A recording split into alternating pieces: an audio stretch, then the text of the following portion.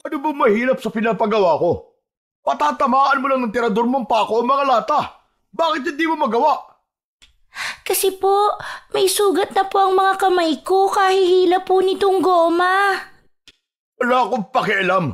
Ang utos ko dapat mo sundin. Kanina ko pa tinuturo sa'yo na ganito ang tamang pagkasinta sa mga lata. Bakit hindi ka nakikinig? Hindi mo pa rin natututunan. Paulit-ulit na lang. Hanggat hindi mo tinatamaan ng tirador ang mga lata nasa ibabaw ng batong yan, hindi rin tayo matatapos dito. Naiintindihan mo? Masakit na po talaga ang mga daliri ko sa kamay. Hindi ko na po halos mahila ang goma. Ang gusto mo, palo? Para sa'yo rin ito. Para kung wala na kami ng nanay mo, may kakayahan ka nang ipagtanggol ang sarili mo laban sa mga aswang na aatake sa'yo. Bakit naman po kailangan ko silang paghandaan, Tay? Bata pa po ako. Mas gusto ko po makipaglaro sa mga kaibigan ko. Saka hindi naman po totoo ang mga aswang eh. Ang dami mo sinasabi. Gagawin mo ba itutulak kita dyan sa bangin? Wala akong anak na mahina. Hindi ako nag-aalaga ng batang walang alam sa mundo kung hindi ang maglaro. Ang dapat sa'yo, kahit bata pa'y may alam na sa pakikipaglaban. Kaya kumilos ka na kung ayaw mo masaktan. Pero Tay, hindi ko na po talaga kaya. May sugat na po ang daliri ko. Nagulat ang may 10 taong gulang na si Ara nang bigla siyang paluin ng kanyang amang si Mang Peter sa palad. Ang 45 taong gulang niyang ama ay malimit siyang parusahan sa pamamagitan ng pagpalo sa kanyang kamay gamit ang tsinelas nito. 3 magkakasunod na hampas ang tinamo niya mula sa galit na galit niyang ama. Hindi niya maintindihan kung bakit kailangan niyang matutunang gumamit ng tirador para sa mga aswang na tinutukoy nito. 2 taon na siyang nagsasanay at nagagawa naman niya ng maayos kung paano patamaan ng pako ang mga lata. Ngayon lang siya sumablay dahil puro paltos na ang kanyang mga daliri sa kahihila ng kulay itim na goma ng tirador. Idagdag pa ang 15 pako na kung mamalasin ay bumabaon pa sa kanyang mga daliri. Araw-araw, mula umaga hanggang hapon, ay ginagawa niya ang ganong klasing pamumuhay. Tama na po. Susunod na po. Masakit na masakit lang po talaga ang mga daliri ko. Kapag hindi mo napatamaan ang mga latang yan, sa labas ka matutulog. Pasigok-sigok na tiningnan ni Ara ang nasasaktan niyang mga kamay. Namumula at halos namamanhid na sa sobrang lakas ng palo ng tsinelas sa palad niya. Habang ang tirador ay nakasabit sa kanyang braso, dahan-dahan niyang muling hinila ang goma nito at itinutok sa mga lata. Pero dahil talagang masakit na ang kanyang daliri, hindi niya maiwasang hindi manginig ang kanyang mga kamay at nabitiwan niya ang tirador na mas lalong ikinagalit ni Mang Peter. Mabuti na lang at dumating na ang kanyang ina na may 45 taong gulang na rin na si Aling Mildred. Agad itong tumakbo papalapit sa kanila at iniiwas siya nito sa harap ni Mang Peter. Nakita nitong namumula ang kanyang mga kamay, kaya alam ni Aling Mildred na pinalo siya ng ama. Peter, anong ginagawa mo? Sinaktan mo na naman si Ara? Nako, huwag kang makialam dito, Mildred ha.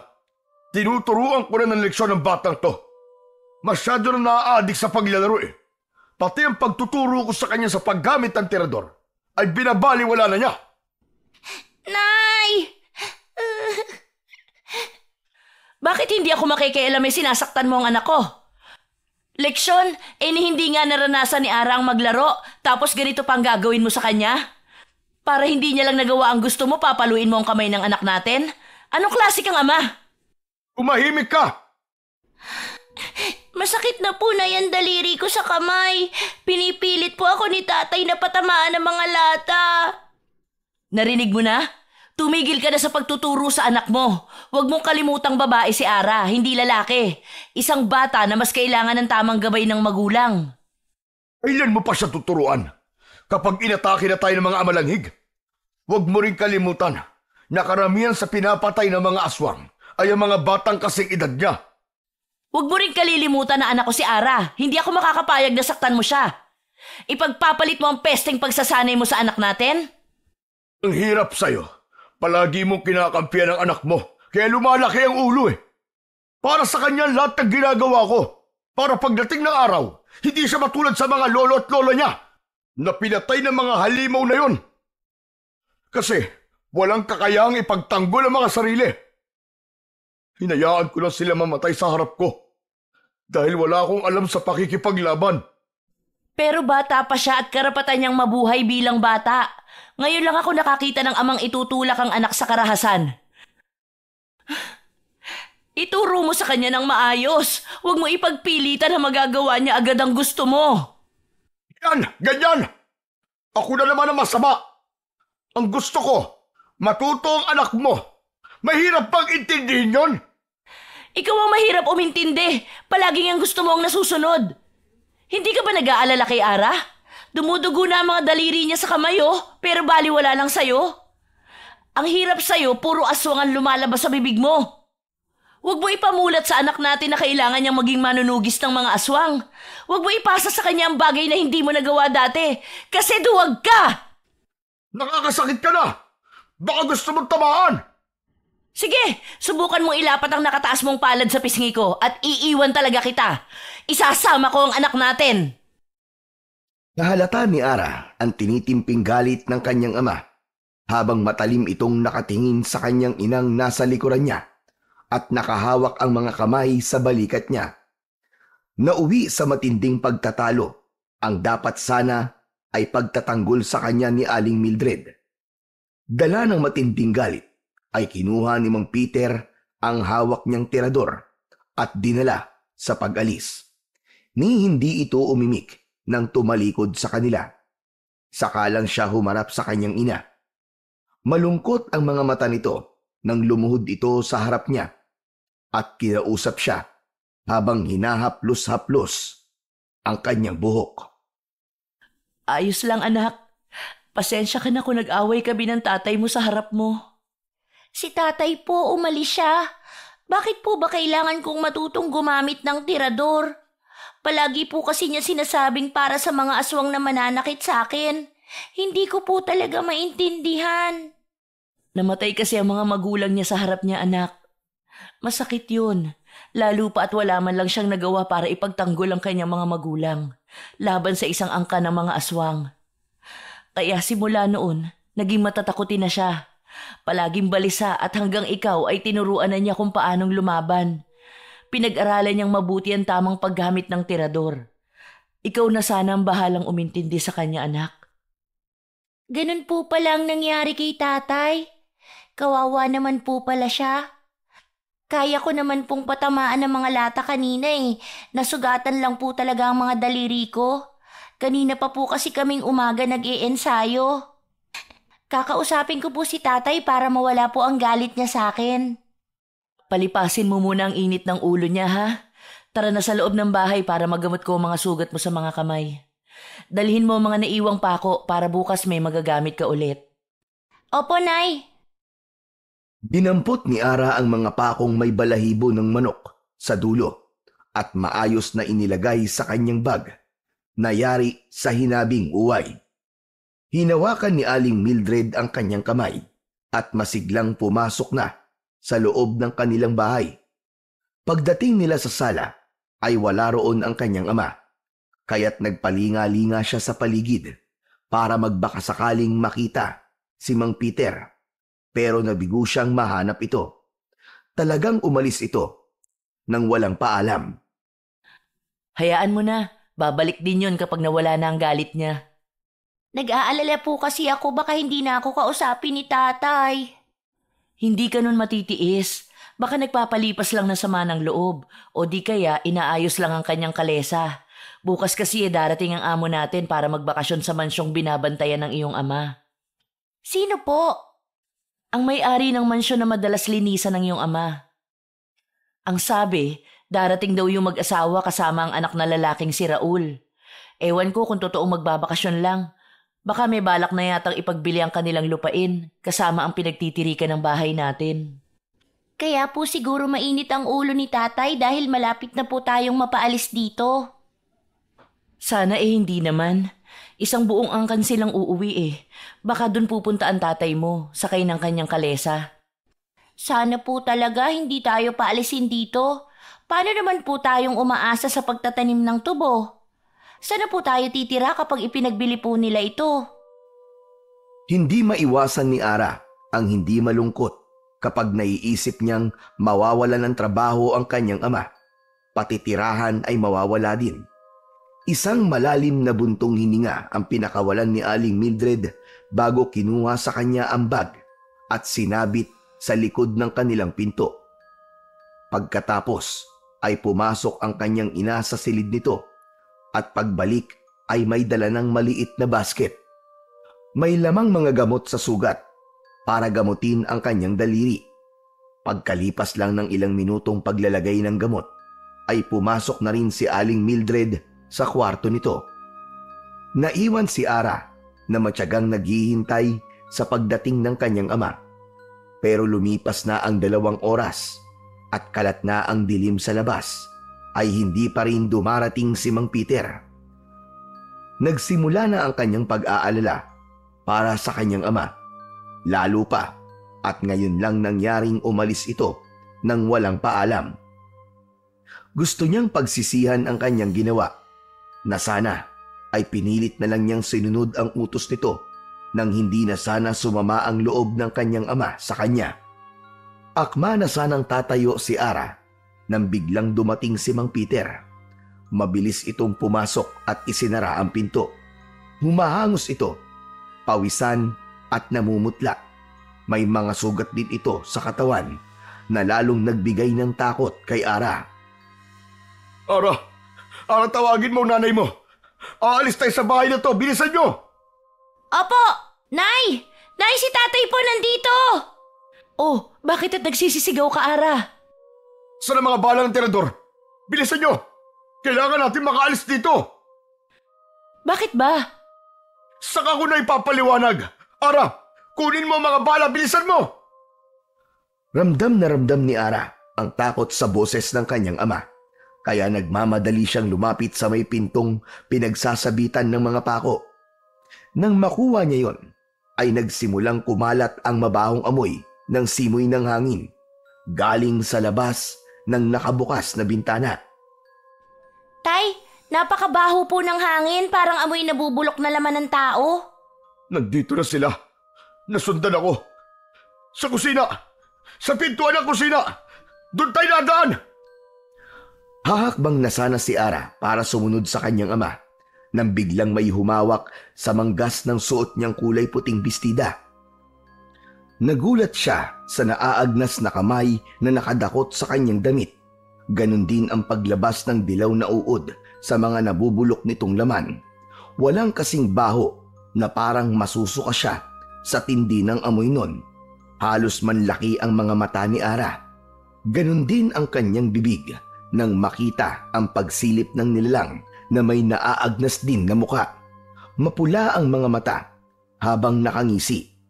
Lumilikha ng ugong na parang umaangil na galit na aso. Tay! Tay! Tulungan niyo po ako! Peter, ano ang mga nilalang na yan? Amalanhig, Mildred! Maraming amalanhig na nasa labas ng bahay natin! Hilahin mo si Ara! Bilisan mo! At papatamaan ko ang noo ng aswang gamit ang tirador na to! Pabilis ang ginawang paghila ni Aling Mildred sa takot na si Ara. Kasabay ng pagpapakawala ni Mang Peter sa pakong D5 na bala sa tirador nito. Tinamaan ang amalanhig sa noo, kaya't nakabitaw ito sa pag-akyat sa bintana. Bumagsak ito sa lupa, pero pinalitan naman ng 2 aswang. Halos itulak sila ni Mang Peter papunta sa pintuan ng kusina para doon lumabas. Lalong binalot ng takot si Ara nang sa paglingon niya sa kanilang likuran. Sa sala ay tuluyan na ngang nakapasok ang maraming amalanhig na puno ng aswang ang buo nilang tahanan. Lahat ay nilalabasan ng mga uod sa katawan at nahuhulog sa kanilang sahig na gawa sa tabla. Napapasigaw siyang napakapit sa braso ni Aling Mildred habang lumalabas sila sa pintuan ng kusina. Diyos ko, Peter! Masyado nang madilim. Saka umuulan. Hindi natin makikita ang daan. Ibang paraan. Kailangan na natin makaalis dito. Hindi ko alam kung saan nanggagaling ang mga malanig na yan. Nagulat na lang ako nang bigla nilang hinarangan ang kalesa ko. Naron, doon ko ipinarada ang kalesa. Bilisan nyo, sumakay na tayo! Mabilis na sumampa ang mag-anak sa kalesa habang si Mang Peter ay sa unahan para patakbuhin ng kabayo. Hinila nito ang tali at sa paglingon nila sa likuran ay nakalabas na ang mga amalanhig sa kubo nila. Mga nag-aagawan pa sa paglapit sa kanila. Tay, nariyan na po sila! Kumapit kayo! Tumakbo ang kabayo bago pa sila maabutan ng mga amalanhig. Lahat sila ay mabibilis ang tibok ng puso. Halos mabingi sila sa ingay ng hangin na humahampas sa kanilang mga tenga sa mabilis na pagpapatakbo ng kalesa. Yakap si Ara ni Aling Mildred ng mahigpit. Diyos ko, nakasunod sila sa atin. Tay, malapit na po nila tayong maabutan. O anak, dahil sa lubak-lubak na daan ng kalsada, kaya mabagal ang takbo natin. Nagulat si Ara nang biglang tumagilid ang kanilang sinasakyang kalesa at hindi makaalis ang kabayo na panay lang ang angat sa unahang paa nito. Nakasabit ang gulong sa malaking sanga. Natatarantang ibinaba si Ara ni Mang Peter at panay ang lingon sa papalapit na mga aswang. Wala nang ibang paraan. Tumakbo na tayo. Kailangan na nating iwan ang kalesa. Bilisan nyo! Kapag naabutan nila tayo, papatayin tayo ng mga halimaw na yan! Kahit madilim ang paligid, ay sinuong ng mag-anak ang daan papunta sa kagubatan. Mas madali silang makakapagtago roon at makakahanap ng mga taong tutulong sa kanila. Nauna nilang nadaanan ang malawak na pataniman ng tubo ng kanyang ama. Panay ang lingon ni Mang Peter sa kanilang hulihan dahil sa paggalaw ng mga puno ng tubo. Habang humihiwa naman ang mga dahon sa braso ni Ara, ang kanya namang ina na humihingal sa pagtakbo ay mahigpit ang hawak sa kanyang kamay. Sa gubat! Doon tayo magtatago! Mabuti na lang at kabisado natin ang daan. Masyado silang marami at konti lang ang bala ng tirador ko. Nay, masakit na po ang paa ko. Tiisin mo muna, anak. Sumampa ka kaya sa likod ko. Bilisan mo! Mabilis na sumampa sa likod si Ara kay Aling Mildred at ipinagpatuloy ang kanilang pagtakbo habang pare-parehong humihingal dala ng matinding pagod.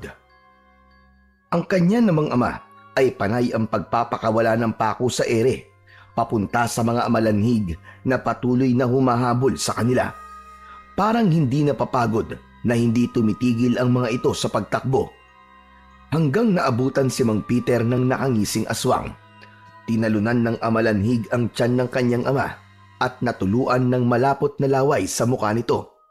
Ganon din ang pagbagsak ng mga dilaw na uod sa katawan ng kanyang ama. Malakas na napasigaw si Ara dahil sa pag-aalala kay Mang Peter. Tumakbo na kayo! Iligtas niyo na ang buhay niyo! Nay, si tatay po nahuli ng mga aswang. Diyos ko, bumaba ka anak sa likod ko. Tulungan mo muna ang iyong ama.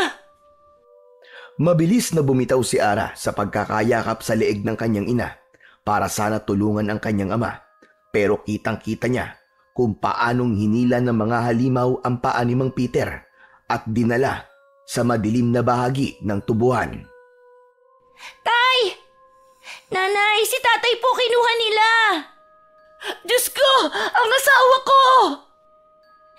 Tay! Anak, tumakbo na tayo sa gubat. Nandiyan na sila.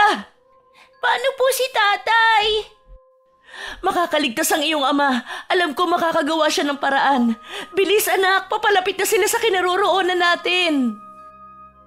Hindi pansin ni Ara kung gaano kasakit ang mga sugat niya sa katawan nang makitang mas marami ang humahabol na amalanhig sa kanila. Hawak ang kamay niya ni Aling Mildred ay mabilis silang tumakbo sa kagubatan para magtago. Ilang minuto pa ang lumipas lakad at takbo para lang makalayo sa mga humahabol sa kanila. Pagdating nila sa tapat ng malaking puno, ay nagpahinga muna sila. Wala na rin ang mga amalanig na nakasunod sa kanila. Anak! Tumakbo ka na! Hahanapin ko ang iyong ama! Sige na, pabayaan mo na ako! Hindi ko na kayang tumakbo pa ng malayo! Iligtas mo na ang iyong sarili! Kailangan kong balikan si Peter! Maghanap ka ng pwede mong pagtaguan! Paano po kayo, Nay? Madilim po sa gubat, natatakot po ako. Huwag nang matigas ang ulo mo! Mas mahirap kapag nahuli tayo ng mga aswang na yon! Sige na at pipigilan ko sila. Hahanapin din kita basta magtago ka. Aalamin ko lang kung anong nangyari sa ama mo. Bakit po nila tayo hinahabol, Nay? Si tatay, nasa na kaya siya? Paano po ako, Nay? Nakikiusap po ako, huwag niyo akong iiwan. Saka ko na lamang ipaliliwanag sa'yo kapag nagkita na ulit tayo. Nasa panganib ang tatay mo. Ingatan mo ang sarili mo, anak. Mahal na mahal kita. Sikapin mong mabuhay, anak, para tulungan ang iyong ama sa pagpatay sa mga amalanhig.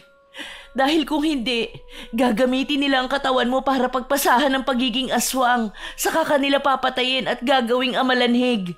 Kaya huwag kang magpapahuli. Kailangan ko lang malaman kung nakaligtas ba ang tatay mo. Nay! Huwag mo hahayaang makapagparami sila ng mga lahi. Gawin mo ang iniuutos sa'yo ng iyong ama. Ngayon ko lang naisip na tama lang na tinuruan kanya kung paano lumaban.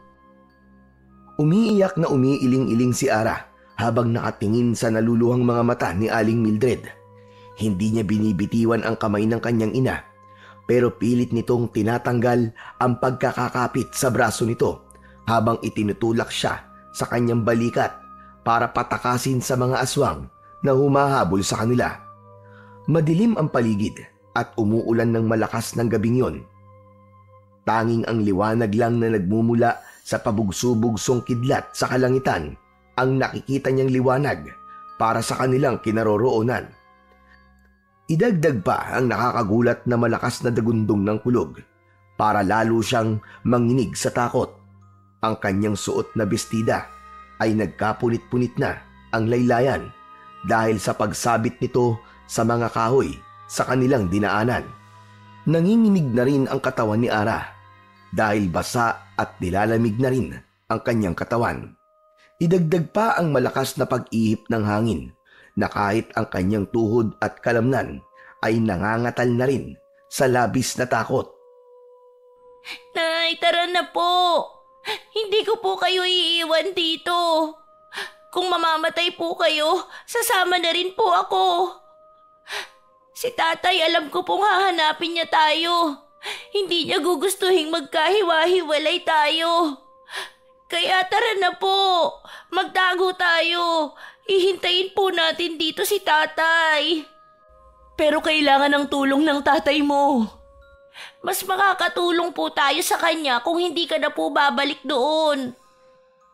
Saka lang nakahinga ng maluwag si Ara nang unti-unting nawala ang takot sa mukha ni Aling Mildred. Lalo na nang lumapit sila sa malaking ugat ng puno at pinagtago siya nito doon.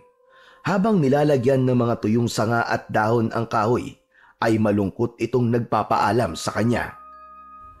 Dito ka muna pansamantalang magtago. Babalikan kita, huwag kang aalis dito. Dito ka lang sa ugat ng puno ng dao. Hindi ka nila maaamoy dahil sa mabahong mga prutas na bumagsak sa punong ito. Hindi na po kayo magpapaiwan dito, Nay? Sasama na lang po ako? Natatakot akong maiwan dito. Nakikiusap po ako. Huwag ka nang makulit. Sige na, magtago ka na. Basta ipangako mo sa akin na kahit anong mangyari, huwag kang lalabas dito. Ako ang haharap sa kanila para hindi ka nila makita. Papatayin ka nila, anak. Hindi ko hahayaang masaktan ka nila. Magkakasama-sama ulit tayo ng tatay mo. Pangako yan, anak. Wala nang nagawa si Ara kundi ang magtagong mabuti sa tinambak na sanga ng kanyang ina. Magsasalita pa sana si Ara nang bigla na lang may tumalon sa likuran ni Aling Mildred. Kumalat ang mabahong amoy, dala ng simoy ng hangin. Hinarap ng kanyang ina ang nakatayong nilalang na may naaagnas na muka. Maging ang mga laman nitong halos lumaylay na sa lupa. Para silang mga nakadamit pero ang totoo, mga balat na unti-unting natatanggal ang mga yon. Nakalabas ang maitim na mahahabang pangil, habang ang ungol ay parang mga angil ng aso.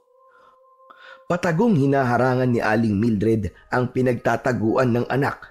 Mabuti na lang at may mga dahong nakatabing sa ugat at kahit madilim ay malinaw niyang naaaninag ang muka ng amalanig. Mga aswang na muling nabuhay at naghahanap ng makakain para sa panibagong pag-aasik ng lagim. Matutulis ang kanilang mga kuko na ginagamit sa pagpunit ng mga katawan ng biktima. Mapupula ang malalaking mga mata at may nakakasukang mga amoy. Lumayo ka, halimaw ka! Anong ginawa niyo sa asawa ko? Patuloy sa pag-atras at pag-iwas si Aling Mildred habang pinagmamasdan ang muka ng mga aswang. Ang isa pang amalanig na dumating para pagtulungan ang kanyang ina ay umangil ng malakas. Sa kabilang banda, halos maihi naman si Ara ng dahil sa takot habang nakikita ang kanyang ina sa maliit na siwang ng mga sanga na pinagtataguan niya. Sa kabila ng maraming nabibiktima ng mga amalanig, walang nangangaas na sinuman na kalabanin ang mga ito, na ngayon lang ulit nagasik ng lagim. Isang buong pamilya na aabot sa 3 angkan na nagkakaisang gawing pagkain ang mga taong naninirahan malapit sa kanilang lungga, kung saan ay hindi pa rin niya alam kung paanong dumami ang ganitong klaseng mga nilalang. Kahit na anong mangyari sa akin, anak, huwag na huwag kang magpapakita o lalabas sa pinagtataguan mo. Nay, Mahal na mahal kita, anak. Kitang-kita ni Ara na dumampot si Aling Mildred ng kahoy upang panlaban sa 2 amalanig na magtatangkang lumapit dito. Habang si Ara naman ay pigil na pigil ang sarili na wag lumabas. Ilang minuto ang lumipas ay sinugod na si Aling Mildred ng mga aswang. Kahit pinagpapapalo ng hawak nitong kahoy ang mga halimaw, ay hindi yun sapat para mapigilan ang pagkait nito sa kanyang ina. Halos namimilog na ang mga mata at bibig ni Ara nang makita niyang bumagsak ang kanyang ina sa lupa, habang pinagtutulungan ng mga aswang na lapain ang katawan nito. Malakas ang amalanig na parang gutom na gutom. Nanginginig ang kanyang mga labi na hindi makapagsalita habang pinanonood niya kung paano ang pagkain ng mga aswang sa laman loob ni Aling Mildred. Ang pagpatak ng luha sa mga mata ng kanyang ina ay kumislap dahil sa tama ng liwanag na nagmumula sa kidlat. Tinakluban niya ang sarili niyang bibig dahil pakiramdam niya ay maglilikha siya ng ingay sa nakitang pagpatay sa kanyang ina. Kinagat ni Ara ang sariling palad para hindi siya makasigaw. Mula sa butas ay nakita niyang sinisipsip ng 2 amalanhig ang leeg ni Aling Mildred. Nagkikikisa ito habang hindi inaalis ang tingin sa pinagtataguan niya. Nang masiguradong patay na ang ginang, ay isa-isang nagsialisan ang mga aswang. Iniwan ang wala ng buhay na katawan ng kanyang ina. Saka siya lumabas sa kanyang pinagtataguan habang nanginginig ang kanyang tuhod papalapit sa dugoang si Aling Mildred. Pasigok-sigok siyang napaluhod at dinampot ang malamig na kamay nito. Para siyang mababaliw sa mga nakitang paghihirap nito. Saka siya napahugulgol ng iyak na ang boses ay pigil sa paglakas sa takot na baka marinig siya ng mga aswang at balikan siya. Nay, paano na po ako? Ngayong patay na kayo, huwag niyo po akong iwan. Gumising kayo, Nay. Nangako po kayo sa akin na aalagaan at sasamahan niyo kung hanapin si Tatay. Nay! Pinagmasdan ni Ara ang muka ng kanyang ina. Sa tulong ng magkakasunod na pagguhit ng kidlat, nakita niyang dilat ang mga mata nito. Masuyo niya yung ipinikit at bumakas sa muka ang matinding galit. Saktong pagdating naman ng papalapit na yabag ng paa mula sa kanyang likuran. 2 kamay ang nagtulak sa kanya, kaya't tumihaya si Ara sa lupa. Nakaluhod na binitiwan ni Mang Peter ang hawak nitong tirador sa lupa at binuhat ang katawan ni Aling Mildred. Tay! Mildred, asawa ko! Bakit? Patawarin mo ko. Hindi kita nailigtas. Mildred! Tay, gusto ni nanay balikan kayo, pero... Pero ano? Pinabayaan mo siya. Inutil ka. Wala kang kwentang anak. Tay! Kasalanan mo to. Dahil sarili mo lang ang iniisip mo. Kung natuto ko lang na mas maaga sa paghawak ng tirador, na ipagtanggol mo sana ang iyong ina. Wala kang silbi. Inutil ka. Inutil! Bawat salita, maging ang tunog ng pag-iyak ni Mang Peter ay parang kutsilyong sumusugat sa puso ni Ara. Tama ang kanyang ama. Siya ang dapat nasisihin sa pagkamatay ng kanyang ina. Walang masabi si Ara dahil totoong nagkamali siya. Tama lang, nasisihin siya ng kanyang ama. Totoo po. Ako nga dapat ang sisihin. Kasalanan ko po, Tay, kung bakit siya namatay. Kasalanan ko po. Inutil ako. Walang kwentang anak. Pagbabayaran nila ang pagkamatay ni nanay. Uubusin ko ang lahat ng amalanhig sa baryong ito. Huli na! Huli na! Wala na ang asawa ko. Hindi mo na maibabalik ang buhay ni Mildred. Hinawakan ni Ara ang kamay ng kanyang ina bago muling niyakap ng mahigpit ang nakahigang si Aling Mildred. Binuhat ni Mang Peter ang katawan ng kanyang ina at dinala sa ugat ng puno ng dao. Tinakluban nito ang mga dahon, sanga at mga kahoy ang katawan ni Aling Mildred. Saka sinunog gamit ang posporo. Walang imik si Mang Peter habang nasa tabi si Ara.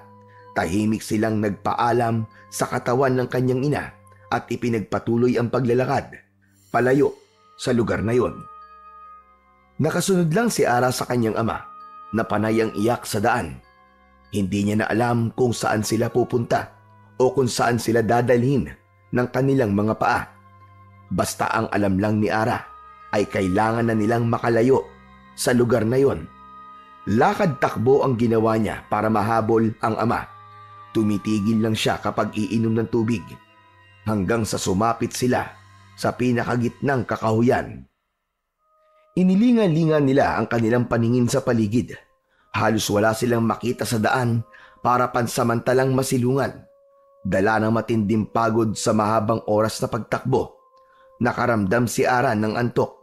Kasabay ng pagtigil ng ulan, ang paghinto sa paglalakad ni Ara, dahan-dahan siyang bumagsak sa lupa. Tay! Ara! Ara, gumising ka! Yun ang huling salita na narinig ni Ara bago tuluyan siyang mawalan ng malay. Kinabukasan, nagising si Ara sa nararamdamang masakit niyang kamay, paa at ulo. Dahan-dahan niyang hinawakan ang malamig na telang nakapatong sa kanyang noo. Iminulat niya ang kanyang mga mata at iginala ang paningin sa buong paligid ng silid. Lahat ay gawa sa dingding na sawali. Sa gilid naman niya ay ang kanyang ama na nakayuko sa kanyang higaan habang mahimbing na natutulog. Alam niyang hindi ito ang bahay nila. Natatandaan niyang magkasama sila ng kanyang ama bago siya nawalan ng malay. Napansin din niya na may mga kakaibang armas na nakasabit sa dingding. Ganon din ang garapon at mga halamang gamot na nakatabi rin sa lamesang gawa naman sa kawayan. Mabuti naman at gising ka na. Kumusta ng pakiramdam mo? Sino pong nagdala sa akin dito? Saka nasaan po tayo? Ako ang nakakita sa inyo habang natutulog ka buhat ng iyong ama. Nagtatago kayo sa tanim kong mga saging. Mataas ang lagnat mo kaya dinala kita sa bahay ko. Saka lang napansin ni Ara ang muka ni Lola Asyana. Nakapuyod ito pataas. Nakasuot ito ng kulay puting bestida na yari sa telang katsa, habang nakasuot ng tsinelas na gawa sa kahoy o bakya. Kasi Lola Asyana, dito siya nakatira. Isang antingerang albularya. Ginamot ka niya, anak. Natakot ako nang makita kitang bumagsak sa damuhan. Hindi ka na po ba galit sa akin, Tay? Pasensya ka na sa mga nasabi ko. Nabigla lang ako dala na matinding galit ko. Napapaluhang napansin ni Ara na maayos na ang kanyang pananamit. May benda ang sugat at mukhang mabait ang matandang nakatayo sa harapan nila. Hawak ang basong may mainit na tubig. Malakas siyang napahagulgol ng iyak. Wala na po si Nanay. Wala po nilang awang pinatay. At nakita ko lahat, Tay. Ayaw nilang mawala sa isip ko. Para po akong mababaliw kapag naaalala ko kung paano pinatay nila ang ina ko. Sa harap ko po, Tay, wala akong silbi. Hindi ko po siya naipagtanggol. Ganyan din mismo ang naramdaman ko nang mamatay ang mga magulang ko sa aking harapan. Kaya alam ko kung gaano kahirap, anak. Paulit-ulit kong naaalala hanggang sa pagtulog. Kaya natuto kong gumamit ng terador. Sino ang pumatay sa nanay mo, Ara? Ang mga amalanhig po, Lola. Bigla nila kaming sinugod sa bahay. At dahil sa pagprotekta sa akin ni Nanay, siya po ang namatay. Magsasalita pa sana si Ara nang marinig niya ang pagbagsak ng baso sa kanyang tabi. Napansin niya ang pamumutla ng mukha ng matanda. Nabitiwan ni Lola Asyana ang hawak nitong baso. Ang mga luha ng matanda ay nag-uunahang pumatak na sobra niyang ipinagtataka. Lalo na nang bigla itong manghina. Nanginginig ang mga kamay nitong napahawak sa gilid ng katre. Kaya't nilapitan ito ni Mang Peter para alalayang makaupo sa upuang yari sa kawayan. Lola, bakit parang takot na takot po kayo? Tignan niyo na, napaso po yata kayo ng mainit na tubig. Pasensya ka na. Natakot talaga ako nang marinig ko ang mga sinabi ni Ara tungkol sa mga amalanhig na pumatay sa kanyang ina. Sana nga nagkamali ako sa mga narinig ko. Amalanhig nga po ang pumatay sa asawa ko. Marami sila, Lola. Hindi ko makakalimutan na sila rin ang pumatay sa mga magulang ko. 10 taon nang nakakalipas. Lola, may alam po ba kayo tungkol sa mga amalanhig? Oo, Ara. Sa katunayan, maraming taon ko nang sinubukang pigilan ang pagdami ng kanilang angkan. Pero hindi ko magawa. Hindi ko kaya. Wala akong lakas ng loob para kalabanin sila. Masyado silang malakas kaya nagtago na lang ako sa kagubatang ito. Ano po bang klaseng mga aswang ang amalanhig?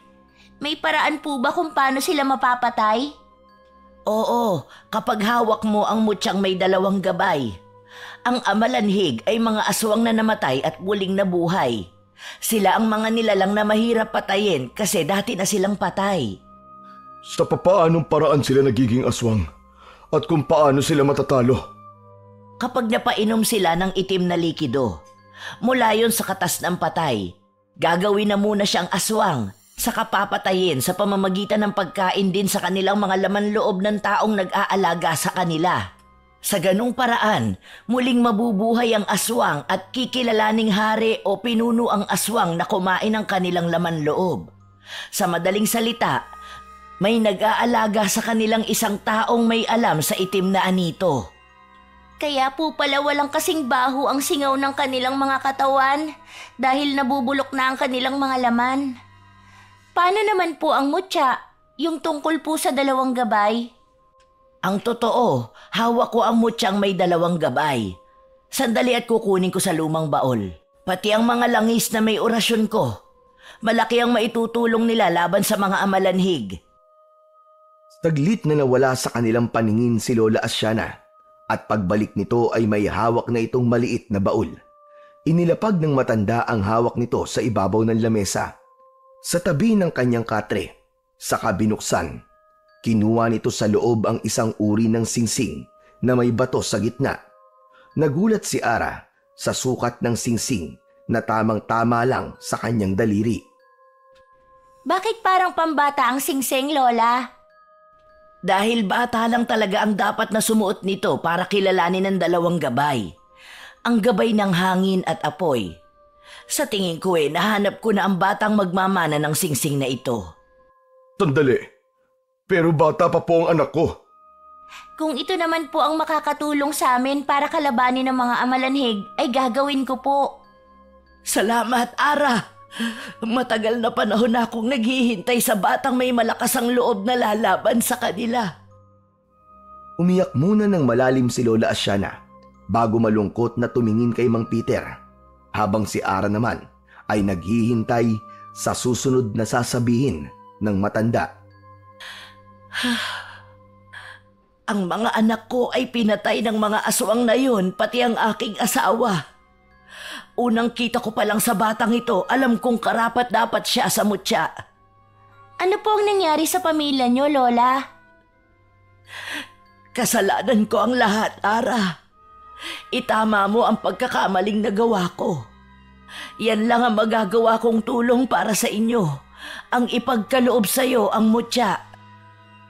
Ang marinig ni Ara ang sinabi ni Lola Asyana ay biglang tumulo ang kanyang luha sa kanyang mga mata. Dahil sa wakas ay mabibigyan niya na ng hustisya ang pagkamatay ng kanyang ina. Dala ng matinding emosyong nararamdaman niya, napasigaw siya ng malakas. Isang mahalagang tao sa buhay ko ang pinatay ng mga amalanhig na yun. Kaya sa pamamagitan ng mutyang ito, Lola, gagawin ko po ang lahat para mapigilan sila.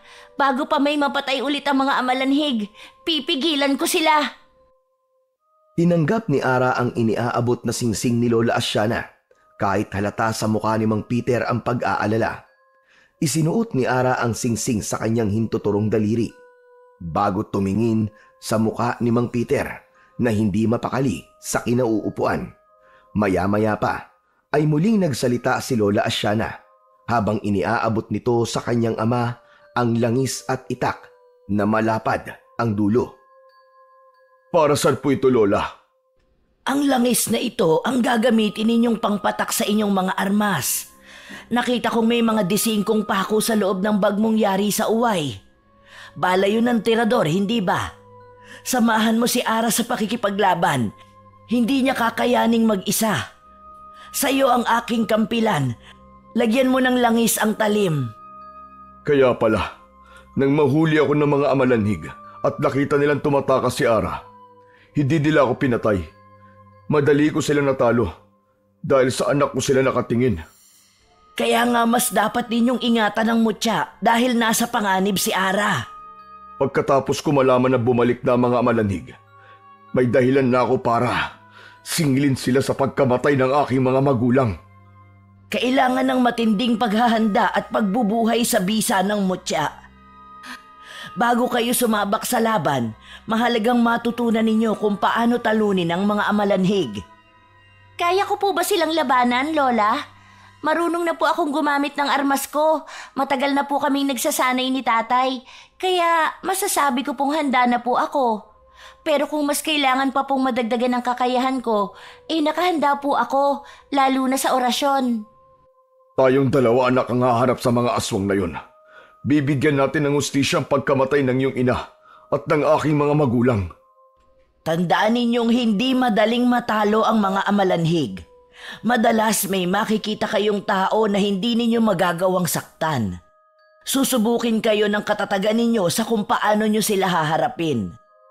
Mabilis lang silang makapagparami, lalo pa kung ang kanilang mga biktima ay hindi nasunog ang mga katawan. Pagkalipas ng 2 araw ay babangon sila bilang isang amalanhig na hayok sa laman. Kahit hindi sila mga aswang na nabubuhay pa, Kapag nakainom sila ng likido, magiging halimaw sila o kahit mahahawa sa kagat nila. Paano po nangyari yun? Malakas makapanghawa ang malalapot nilang laway. Hindi sila agad na magiging aswang habang kinakain sila. Kailangan muna nilang mamatay bago muling mabuhay bilang amalanhig. Hindi ka nila makikilala tulad ng nangyari sa mga anak ko. Isa sa mga amalanhig ang anak at asawa ko. Kaya hindi ko sila magawang kalabanin para patayin.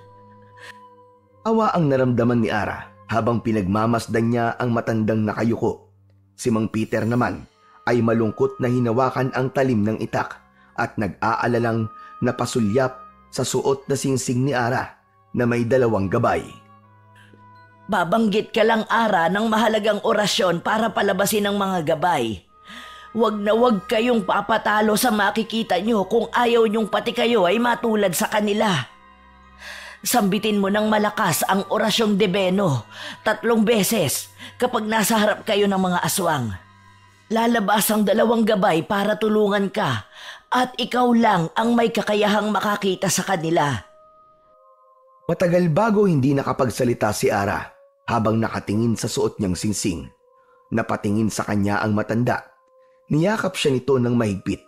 Hindi niya alam kung paano siyang magsisimula, pero naramdaman niya ang pagsisisi sa yakap nito. Napakasaya ko. Pwede na akong mawala sa mundo para makapagpahinga. Lola, huwag po kayong sumuko.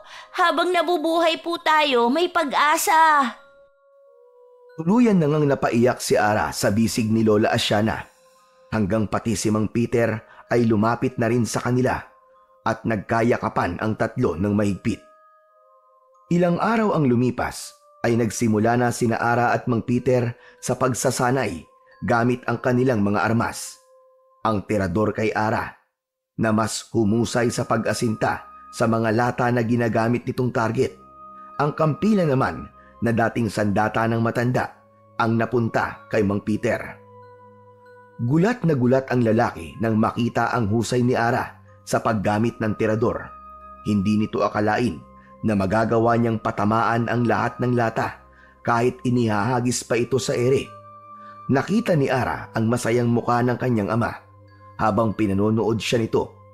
Isang gabi ay nagpaalam na si Ara at Mang Peter kay Lola Asiana para simulan na ang paghahanap sa mga amalanhig.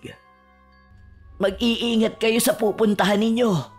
Alam mo na rin, Ara, ang mga gabay na taglay ng iyong mutya. Kung kinakailangang itago mo ang iyong singsing, gawin mo para walang makakakita nito. Tandaan ninyong ang mga amalanhig ay inuutusan ng taong may kakayahan sa itim na kapangyarihan. Mag-iingat din po kayo, Lola. Babalik po kami ni Ara ng buhay. Gagawin namin ang lahat para magtagumpay sa laban na ito. Aalis na po kami. Ikaw na ang bahala, Peter, kay Ara. Kailangan niya pa rin ng tamang gabay na galing sa ama. Umaasa akong wawakasan na ninyo ang paghahasik ng lagim ng mga aswang. Nang makapagpaalam sa matanda, ay nagsimula na ang 2 sa paglalakad.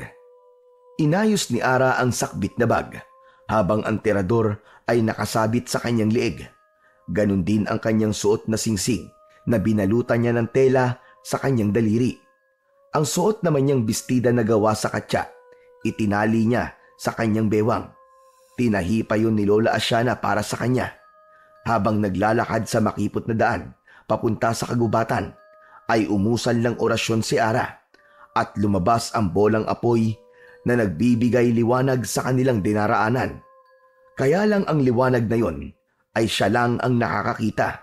Ganon din ang hangin na parang bumubulong sa kanya na may panganib sa unahan ng daang tinatahak nila. Bakit, Ara? Tay, ang mga gabay po ng mutya, nagbigay babala po sa akin. Sa unahan ng daan na ito ay may mga aswang na amalanhig. Magandang pagkakataon to na makaharap natin kagad ang mga halimaw na yon. Masusubukan natin ang bisa ng mga sandata at mutya. Pero ang sabi po ni Lola, sa gabi lang ang epekto ng aking gabay, kaya mag-iingat pa rin tayo, Tay. Bigla po akong kinabahan. Paano kung mapahamak tayo? Sa una lang yan, anak. Isipin mo na lang na sila ang pumatay sa iyong ina. Manalig ka lang na nasa panig tayo ng kabutihan at hindi nila tayo masasaktan. Magagaan ang kanilang mga hakbang na nagpalipat-lipat sa malalaking puno na madadaanan nila habang sinisikap nilang makalapit sa lugar na itinuturo ng apoy kay Ara. Pagdating nila sa nag-iisang kubo na nakatayo sa gitna ng gubat, napansin nila ang mga aswang na abala sa pagkain ng mga hayop. Mula sa kanilang kinaroroonan, naririnig nila ang iyak ng isang tao. Nagmamakaawang wag itong papatayin, pero bingi at manhid ang mga aswang. Ang alam lang nito ay kumain. Nagtago sila sa makapal na damuhan na paharap sa kubo na sinalakay ng mga amalanhig. Ibinaba ni Ara ang kanyang bag sa lupa at dumakot ng maraming pako. Saka nilagyan niya ng bala ang kanyang tirador. Hinila niya ang goma at akma na sanang papatamaan ang nakatayong amalanhig. Ngunit bigla siyang pinigilan ng kanyang ama.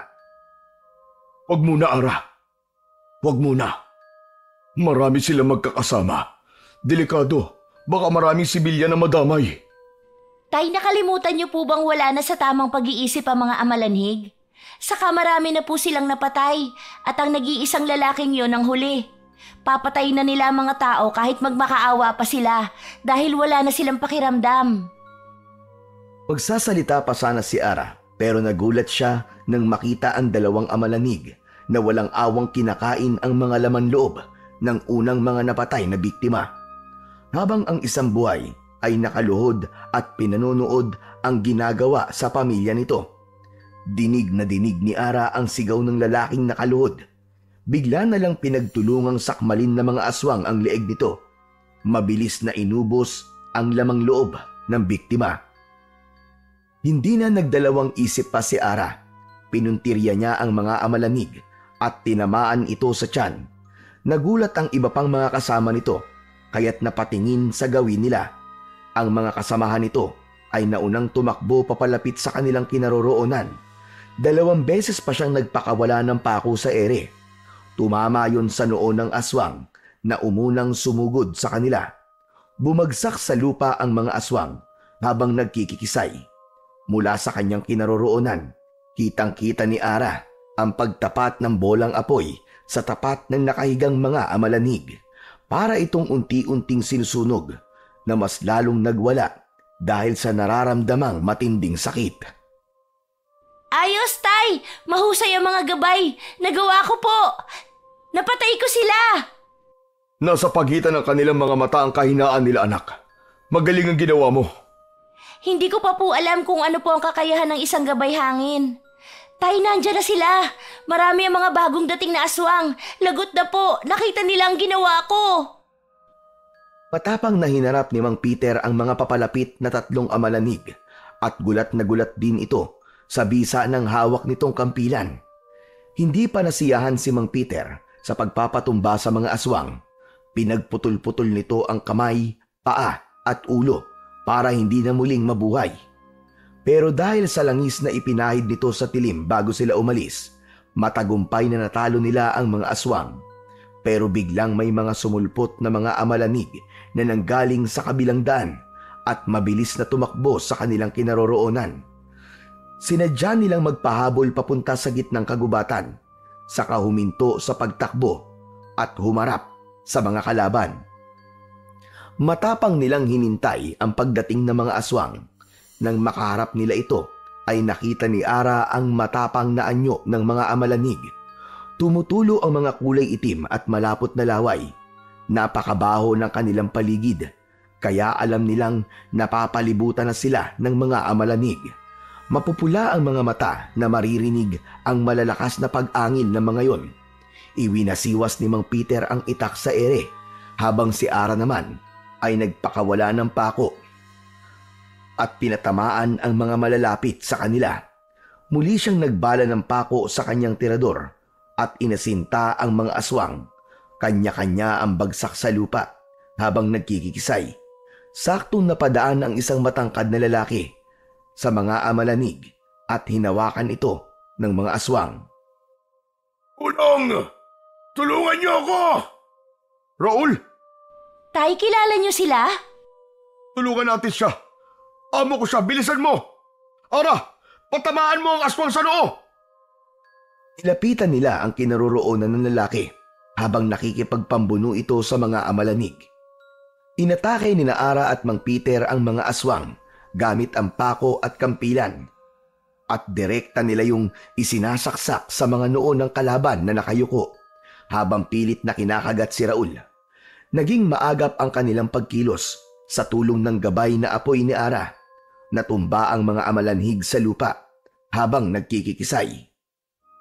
Malakas na hinila ni Ara ang goma ng kanyang tirador para asintahin ang mga aswang na kumakaripas ng takbo. Pinatamaan ni Ara ang likod ng tumatakbong aswang. Kitang-kita niya kung paanong bumagsak ang amalanhig sa lupa. Nilapitan ni Mang Peter ang mga yon at tinaga isa-isa ang mga leeg ng natumbang aswang para alisin ang mga ulo nito. Kuya, sa likod mo marami pang mga nakaabang na mga aswang! Ara, alalayan mo tumayo si Raul. Ilayo mo muna siya dito. Susunod ako. Patatamaan ko lamang sila ng tirador mo. Pahiram ako! Hindi kita iiwan dito, Tay. Ayoko na pong magkahiwalay tayo.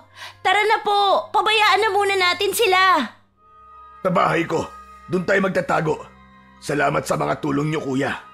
Pumunta ako sa bahay niyo pero wala kayo eh. Kaya nagbabaka sakali akong dito kayo matatagpuan sa gubat. Salamat talaga, nailigtas niyo ako. Pinatay ng mga amalanhig ang asawa ko. Mabuti na lang pala't dito kami dumaan. Tara na, ihahatid ka muna namin sa mansyon niyo. Nasugatan ka ba? Ayos lang ako. Konting galos lang to. Paano yan? May mga nakatakas na aswang dahil sa akin. May araw din po sila. Tara na. Salamat talaga sa inyong dalawa. Habang naglalakad sila, ay napansin kagad ni Ara ang papalapit na nag-iisang amalanig na natira sa mga tumakas. Sumugod ito sa kanila at pilit nitong hinahablot si Raul. Halos magwala sa matinding pandidiri ang lalaki nang makitang maraming dumikit na dilaw na uod sa damit nito. Lalo na nang tagain ni Mang Peter ang kamay ng aswang at natansikan ito ng maitim na likido sa muka. Tanggalin niyo, Peter! Tanggalin niyo kay Peter! Ang daming uod! Halos magtatatalon ang lalaki sa pagtanggal ng mga buhay na uod sa damit nito. Pinipispisan naman ni Mang Peter ang mga nakadikit kay Raul. Hindi alam ni Ara kung matatawa siya sa reaksyon ng mukha ni Raul o kung maiinis dahil sa kaartehan nito. Bago umalis ay nilapitan muna ni Ara ang nakahigang amalanig at pinagmasdan ang mga mata nito bago umusal ng orasyon. Debeno! Debeno! Debeno! Ako ang tatapos sa kanya para sa pagkamatay ng iyong ina.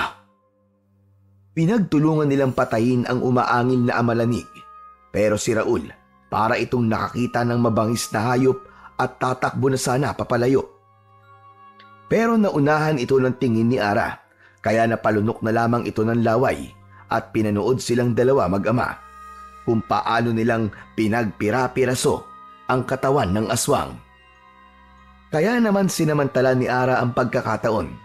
Mabilis siyang lumapit kay Raul at dinampot ang tirador na nasa tabi nito at paluhod na pinuntirya ang ulo ng amalanig. Ipinakita niya kung paano siya pumatay ng aswang sa harap ni Raul. Habang nagkikikisay na nakatirik ang mga mata ng aswang, bumula rin ng malapot na kulay itim na likido ang bibig nito at nanatiling kulay pula ang mga mata hanggang sa mamatay. Yan lang pala ang katapat mong halimaw ka! Kuya Raul, kung hindi ka po lalaban, mamamatay ka sa mga aswang na yan. Kaya huwag ka na pong matakot. Ayos ka lang ba, Raul? Oo, kuya. Hindi ko akalaing mahusay pala ang anak mo sa pakikipaglaban. Kung kumilos siya, para siyang matanda, mabilis at malakas. Sanay na sanay din sa paggamit ng tirador. Oo, sinanay ko siya sa loob ng 2 taon. Nakapatay na rin ako ng 2 amalanig. Tinakot mo ako kanina. Akala ko nasugatan ka na. Tay, saan na po tayo pupunta? Sa bahay ko. Kahit papano, Ligtas kayo ron. Hinahanap talaga namin ang mga amalanig. Pagkatapos ka namin mayatid, ay aalis na rin kami. Salamat, Kuya Peter. Lalo na sa'yo, Ara. Tangulang ang isinagot ni Ara sa sinabi ni Raul na nauna nang maglakad papunta sa mansyon. Habang nasa daan ay lumapit si Mang Peter kay Ara at pabulong na nakipag-usap. Anak, tama kayang sumama tayo kay Raul. Iba kasi ang pakiramdam ko sa kanya. Nang marinig niya ang orasyon, para natakot siya. Matatakotin lang po talaga, Tay. Ang ipinagtataka ko naman po ay ang mga amalanhig. Parang natatakot sila sa akin. O baka nakikita rin ng mga amalanig ang dalawang gabay ng mutya. Kaya halos tumakbo sila na mabilis para lumayo sa atin. Yun nga rin po ang naisip ko, Tay. Pagkasambit ko po ng orasyon, para silang nagbago. Ang iba naman po mga aswang nang makitang napatay ko sila, biglang kumaripas ng takbo. Para po talagang nakikita nila ang gabay na apoy. Di sila natatakot sa mga armas natin. Kundi nagtatawag sila ng kasama. Nakilala nila ang mutyang suot mo at sa mga oras na to, maaaring alam na ng pinuno nila ang tungkol sa mga nangyari ngayong gabi. Hindi naman natin sila napatay lahat dahil naunang tumakbo mga kalaban papunta sa kagubatan. Kung ganun po, kailangan na po nating umalis dito. Bilisan nyo! Iniwan ko kasi ang mga magulang ko sa mansyon. Doon ko po nakitang tumakbo mga malanig. Saan na tayo tinuturo ng gabay mo, anak? Hindi ko lang maiwasan ang hindi mag-alala. Dahil pagsapit ng umaga ay wala nang bisa ang mutyang yan. Kailangan natin matulungan si Raul. Sa daan pong nilalakaran natin, Tay. Tama po si Kuya Raul. Sa mansyon po nila pumunta ang ibang mga amalanhig. Tara na, sundan natin ang gabay ng iyong mutya. Kuya, bilisan nyo! Nag-aalala na ako kina mama at papa. Malalaki ang mga hakbang ng paa ni na Ara, Mang Peter at Raul. Papunta sa dulo ng daan. Ilang minutong paglalakad ay nakita nila ang isang lugar na maraming nakatayong bahay. Sa gitna ay may malaking mansyon ng amo ng kanyang ama. Walang tao silang nakita, maliban sa magandang babae na nakatayo sa pintuan ng mansyon. Niyakap ito ni Raul at mabilis na pumasok sa loob. Hanggang sala, iginala ni Ara ang kanyang paningin sa kabuuan ng buong bahay. Wala naman siyang nakitang bakas ng amalanig, pero doon sila itinuro ng kanyang gabay. Tay, hindi maganda ang kutob ko sa lugar na ito. Patuloy pong umiikot ang gabay na apoy sa kabuuan ng sala. Napatitig si Ara sa nakatayong babae sa tabi ni Raul. Nang makita ang suot niyang singsing, ay napaatras ito at nag-aalalang napatitig sa mukha ni Ara. Pero imbis na lapitan, ay pumasok pa ito sa loob ng kusina. Ang nakapagtataka ay ang takot sa mga mata ng babaeng katabi ni Raul kanina. Habang nakaupo sa sala ang lalaki, nawala ang bakas ng takot sa mukha nito. Nakadipa ang mga braso habang nakatingin sa kanila. Naalala niyang hindi niya naitago ang mutya sa kanyang daliri. Mabuti na lang at si Raul at ang babae pa lang ang nakakakita sa kanyang suot na singsing. Kaya lang, kapansin-pansin na parang nawala ang takot sa muka ni Raul. Magpapaalam na rin po kami, Kuya Raul. Maayos naman po pala dito at walang mga amalanhig. Salamat sa paghatid ah. Hindi man lang ba kayo magsasalabat? Sa dami na napatay niyong aswang kanina, kailangan niyo magpahinga na muna. Huwag ka na mag-abala pa. May pupuntahan pa kami. Tangka na sanang aalis sina Ara at Mang Peter sa harap ni Raul. Nang sa pagpihit ng mga paa ni Ara, ay nabanggaan niya ng tingin ng isang kulay itim na anito. Kakaiba yun na biglang nawala ang kanyang gabay. Bumundol ang kaba niya sa dibdib at makahulugang tumingin sa mukha ng kanyang ama. Parang nahuhulaan naman ni Mang Peter kung ano ang ibig niyang sabihin. Tay, may kakaiba po sa anitong itim na ito. Bigla pong nawala ang aking mga gabay. Para silang mga nagtago. Parang seryoso ang pinag-uusapan niyo ah. Maganda talaga ang anito na yan. Binigay yan sa akin ng mga magulang ko. Nasaan na nga pala ang mga magulang mo? Akala ko ba nakauwi na sila para magbakasyon? Hindi naman sila umalis eh. Matagal na silang nandito. Masaya kami magkakasama ng buong pamilya. Alam ko na maayos mong ginagampanan ng trabaho mo dahil araw-araw kitang nakikitang naglilinis sa mansyon. Ano? Tay, niloko niya tayo! Di ko kayo niloko. Sa katunayan, nasa labas ang kalesa mo. Kinuha ko para may magagamit kayo sa pakikipaglaban sa mga amalanhig. Magtatanong pa sana si Ara kay Mang Peter nang muling bumalik ang babae. May dala itong 2 baso na may laman na itim na likido. May panyong nakatali sa leeg nito. Nakangiti itong lumapit sa kanila at wala itong imik na inilapag ang 2 baso sa lamesa. Lumapit sa kanila ang babae at inilalayan silang lumayo sa itim na anito papunta sa upuan na paharap kay Raul. Naging sunod-sunuran silang 2 sa babae habang patuloy na nakikiramdam si Ara sa mga kilos ng kaharap. Alam niyang nakahanda rin ang kanyang ama, pati ang kanyang mga gabay ay walang ibinibigay na palatandaan sa kanya kung may panganib o wala.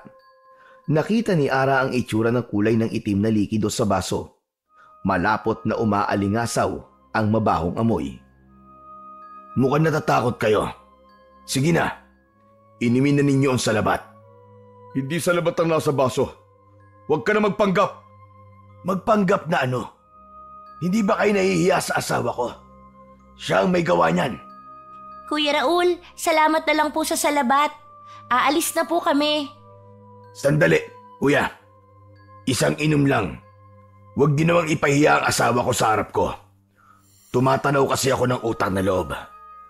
Siya nga pala si Leticia, ang asawa ko. Ang mabuti pa dito na kayo magpalipas ng gabi. Baka makasalubong pa ninyo ang aswang na amalanig. Huwag kayong mag-alala. Hindi kayo mapapahamak dito. Pasensya na po, pero may kailangan pa po kaming puntahan. Tuloy sa pagpapanggap si Ara na hindi pa rin nakakahalata ang kalaban. Alam niyang sinusubukan silang ilangin ng kaharap. Ganon din ang kanyang ama na baka sa mukha nito ang tinitimping galit. Nandito ang salabat. Sige na, inimin nyo na ito habang mainit pa. Kung hindi ko talaga kayo mapipigilan, gamitin nyo ang kalesa. Pero bago kayo umalis, ay uminom muna kayo. Salamat, Raul. Pero hindi ako umiinom ng salabat, pati ang anak ko. Nagtataka si Ara sa hindi pagsasalita ng babae sa likod ni Raul, kaya't nagkunwari siyang dumampot ng baso at ibinigay niya sa kanyang ama. Abang hindi niya ipinakita kay Raul ang pagkindat niya sa kanyang ama. Sige, iinumin ko ito. Pwede ko ba makausap ang asawa mo bago ko to inumin? Bakit naman? Hihiramin ko ang panyong nasa leeg niya. Ako na magtatanggal. Habang hawak ni Mang Peter ang basong may laman na itim na likido, ay lumapit nga dito si Leticia. Nagulat si Raul at Ara sa biglang paghablot ni Mang Peter sa panyo na nasa leeg ng babae at sa pilitang ipinainom dito ang likidong hawak ni Mang Peter. Sa dami ng nainom ng babae, nanlalaki ang mga mata nito na napahawak sa sariling leeg habang pilit na iniluluwa ang salabat. Akala niyo ba, hindi ko alam na balak niyo kaming gawing aswang? Ngayon, namnamin ng asawa mo ang likidong salabat na sinasabi mo. Eka, anong ginawa mo? Mabuhay kang mag-isa, kasama ang amalanhig mong asawa. Sa sobrang galit ay namula ang mga mata ni Raul. Sumigaw ito ng malakas habang ang asawa nitong nakainom ng itim na likido ay bumagsak na sa sahig. Nagkikikisay na hawak pa rin ang sariling leeg hanggang umangil ito na parang aswang. Saktong nagsilabasan ang mga amalanig mula sa nakasaradong silid at pinunteriya agad ang nakahigang si Leticia. Lasapin mo ang sakit habang pinapanood ang mahal mo na kinakain ng mga amalanhig sa harap mo. Hindi! Huwag ang asawa ko! Wala nang nagawa si Raul nang halos pag-agawan ng mga amalanhig ang katawan ng asawa nito. Kitang-kita nila kung paanong hinuhugot ng mga aswang ang lamang loob ni Leticia at parang sabik na pinag-aagawan ang karne ng asawa nito. Takbo na! Sa labas tayo, anak! Walang bisa ang kapangyarihan mo dahil saan ito nandito? Saan kayo pupunta? Bumalik kayo rito! Magbabayad kayo sa ginawa niyo sa asawa ko! Mabilis ang kanilang takbo papunta sa harapan ng mansyon. Akala nila nasa loob lang ang mga amalanig, pero nagkamali sila dahil nasa labas ang lahat, nakaabang sa kanila. Wala na kayong takas. Mapapasama na kayo sa mga angkan ko. Hindi kayo makakalayo.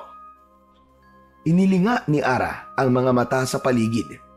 Ganon din ang kanyang ama na nakita ang kalesa na nakaparada sa harap ng bakuran. Ito pala ang ginamit ni Mang Raul para hanapin sila at magpanggap na nahuli ng mga aswang. Isang patibong, Ara. Hindi agad sila nakilala ng iyong gabay dahil saan ito. Pero plano ito ni Raul. Kaya't napapalibutan tayo ng mga kampo niya. Tay, para pong nawala ang mga gabay ng mutya. Hindi sila nawala. Pinigilan lang sila ng itim na kapangyarihan ng anito. Bago namatay ang mga magulang ko, nabanggit nila na mapapatay lang ang pinuno ng mga amalanig kapag nakakuha tayo ng mga uod mula sa katawan nito at dudurugin sa ulo ng itim na anito.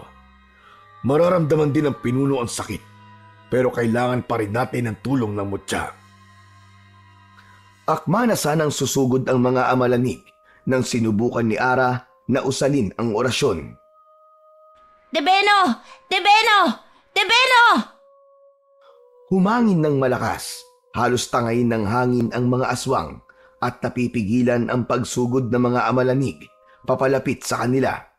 Isang di pa lang ang layo sa kanila nang isa-isa nang napaluhod habang tinatakluban ang kanilang mga tenga. Para silang nabibingi at tumitirik ang mga mata sa sobrang sakit. Ara! Napalabas mo ang gabay ng hangin! Nabibingi sila sa ingay ng ihip nito! Tay, gawin na po natin. Ubusin na natin ang mga amalanhig. Habang isa-isang tinataga ni Mang Peter ang mga nakaluhod na amalanig, ay sinasabayan naman ni Ara ng pagtira ng tirador sa iba pang mga nakatayo. Bumagsak ang mga aswang sa lupa habang nagkikikisay. Sakto rin ang muling paglitaw ng bolang apoy na tumatapat sa mga nakahigang amalanig. Kusang umuusok ang mga katawan nito dahil sa init, pero sa ikalawang pagkakataon, nakaharap si Mang Peter sa dalawang amalanig at hindi nito magawang maitaga ang hawak na itak. Tumulo ang luha nito habang nakatingin sa dalawang aswang na hindi nakakagalaw habang nakataklob ang naaagnas na kamay sa tenga. Tay, bakit po? Ang mga magulang ko, ang lolo at lola mo, ginawa silang mga amalanig. Hayop ka, Raul! Pagbabayaran mo, ginawa mo sa mga magulang ko! Tay, hindi na po sila tao. Mga aswang na sila na dapat na nating patahimikin. Unahin ko ang lalaking yun! Dala ng matinding galit ay iniwan si Ara ni Mang Peter at tumakbo ito papunta sa loob ng mansyon. Sinugod nito si Mang Raul na tuwang-tuwa sa nakitang paghihirap ng kalooban ni Mang Peter.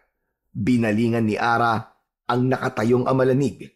Kumuha siya ng uod sa katawan nito bago ipinikit ang mga matang inatake niya ng pako ang mga pagitan ng mga mata ng matanda. Patawarin niyo ako, Lola at Lolo. Panahon na po para magpahinga kayo. Paalam po. Ig-isang saksak sa noo at bumagsak ang dalawa sa lupa habang nagkikikisay. Bumubula ang mga bibig na muling lumitaw ang bolang apoy at tumapat sa dalawa. Habang unti-unti itong hindi gumagalaw, pinagmasdan ni Ara ang dilaw na uod sa palad niya. Saka nagmamadaling sumunod sa kanyang ama sa loob ng mansyon. Nadatnan niyang naglalaban si Mang Peter at Mang Raul, habang si Ara naman ay dumiretso sa tapat ng anito. Inilapag niya ang mga uod sa ulo nito, saka dinurog yun gamit ang hawakan ng kanyang tirador, saka umusal ng orasyon. Hindi maaari! Umalis ka sa harapan ng anito ko! Aray! Tama na! Tama na! Kasabay ng paglitaw ng dalawang gabay sa loob ng mansyon, humangin ng malakas at tangka na sanang papatayin ni Mang Peter si Mang Raul nang dumating si Lola Asiana. Ara! Lola, anong ginagawa niyo rito? Tutulungan ko kayong talunin ng pinuno ng mga amalanhig. Naniniwala kayo sa matandang yan? Sa kanya nagsimula ang lahat. Pero hindi ako kasing sama mo. Binuhay mo ang mga anak ko at asawa, maging ang mga magulang mo. Pero ginawa mo naman silang mga halimaw. Tama na! Tumigil ka na! Lola, kasalanan niyo to. Ipinamana niyo sa kanila ang pagiging aswang para ano? Para mabuhay ako na mag-isa. Baka nakakalimutan yung nasa lungga kita. Lahat ng mga nakikita niyo nasa paligid niyo ay pamilya ko. Bago pa man tumama ang gabay ng mutya sa katawan ko, mapapatay na rin kayo ng alagad ko. Tumayo kayo, Mama, Papa! Patayin niyo ang matandang ito! Tama na! Huwag mong gamitin ang mga magulang mo laban sa akin. Ikaw ang mamatay! Tigilan mo na ito, Apo! Hindi sa ganitong paraan! Hindi ba kayo masaya? Kasama ko pa rin ang mga magulang ko. Hindi po ba't sa inyo nagsimula ang lahat? Ito naman ang gusto nyo, hindi ba? Maglola kayo? Kung ganun po, apo ninyo ang pinuno ng mga amalanhig? Patawarin ninyo ako. Ito ang dahilan kung bakit hindi ko magawang labanan ng mga anak ko.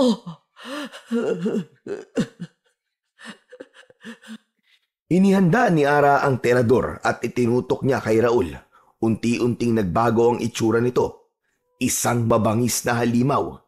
Kasabay ng mga pagsugod ng mga amalanig mula sa mga bumukas na pinto ng bawat silid. Umalingasaw ang mabahong amoy ng mga halimaw. Saktong gumala ang mga gabay sa palibot ng sala, kaya hindi agad makakilos si Raul hanggang ang mga kampon nito ay hindi na rin nakagalaw. Napansin ni Ara ang natirang baso na may laman na itim na likido. Kinuha niya yon at ipinainom kay Raul. Bumagsak ito sa sahig habang pinipilit isuka ang kanyang nainom. Pinipigilan ito ng gabay na makakilos, pero nauwi din sa pagkikisay ang katawan nito.